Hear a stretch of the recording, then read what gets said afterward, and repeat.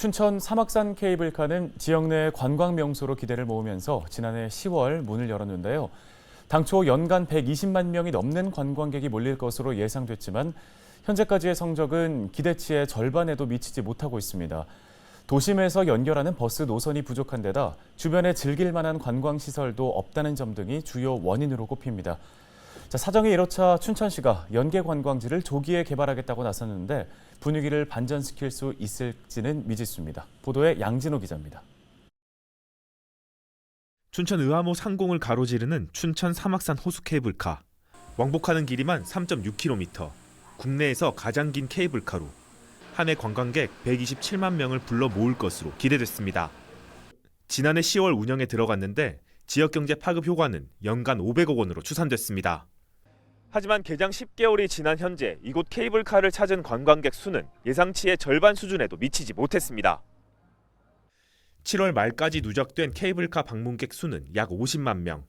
목표치를 채우려면 한 달에 10만 명 이상 유치해야 하는데 방문객이 가장 많았던 지난 5월 7만 6천여 명을 찍는 데 그쳤습니다. 그나마도 폭염이 찾아온 지난달에는 3만 명 수준으로 내려앉았습니다. 곤도라 특수성에 대한 부분인데 7, 8월에는 좀 덥다 보니까 좀 줄어든 게 있고요. 저 현장 확인해 보니까 어제는 한 3천 명 정도 탔다고 하더라고요. 보통 한 1,000명 내에 탔는데 그래서 이제 다시 휴가 기간 되면서 복귀된 부분이 있는 것 같고요. 가뜩이나 접근 가능한 대중교통편도 버스 노선 단 하나뿐이라 대부분의 관광객이 자차를 이용하는데 케이블카 외에는 이렇다 할 식당도 볼거리도 전혀 마련되지 않은 겁니다.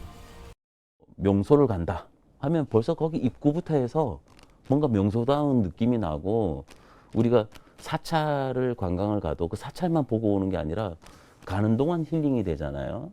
그러니까 그런 여러 가지 그 관광 전문가를 통해 가지고 우리 시에서 할 수 있는 부분에 대해서는 같이 갖춰주면.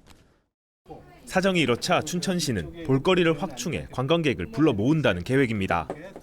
먼저 공지천에서 송암 스포츠타운까지 4km 강변로를 야간 조명 둘레길로 꾸미기로 했습니다.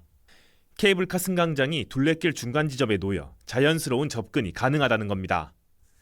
또 스포츠타운과 연결되는 구간에 특화 가로등을 설치하고 주 경기장과 야구장에 건축 조명을 입혀 새로운 볼거리를 만들 계획입니다. 저희가 전체적으로 구상하는 거는 한 3, 4년 안에는 지금 말씀드린 부분들이 다 현실화되면 춘천의 어떤 호수의 도시면서도 충분히 시민들도 즐기고 또 관광객들도 그런 즐기는 그러한 명소가 되지 않을까.